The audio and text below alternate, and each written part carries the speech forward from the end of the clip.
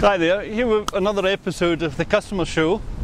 And how spectacular is this in Byron Bay in Australia with the guys surfing behind me. We're in a very historical part of Australia. Byron Bay, you may have seen the episode where we looked at the lighthouse, but this is a place where Aboriginals used to gather, and there are lots of examples round about of their story and their culture. And Louise and I were speaking and saying what would have happened to the Aboriginals if we hadn't come along, and really they had a great culture before we got here, so I sometimes think we've got to be careful in saying how do we improve other people. But that wasn't the main thrust of my comment today about customers. One thing that struck me was the short time that we really have been here in Australia. These guys surfing and the hotels and apartment blocks that we've seen over the last few days. The Aboriginals have been here for 20,000 years, okay?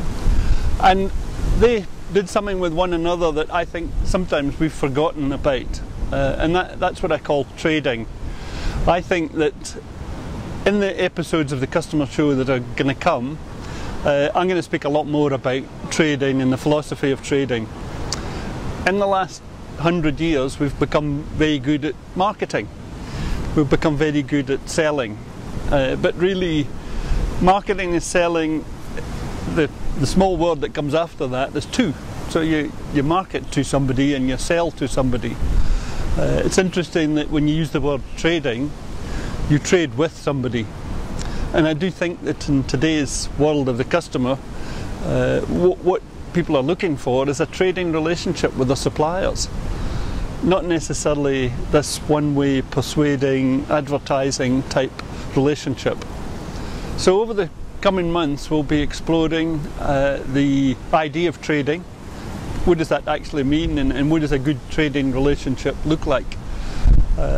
We've already spoken about the training materials that are being created right at this very moment that will be an offer for people to back up the Customer Show.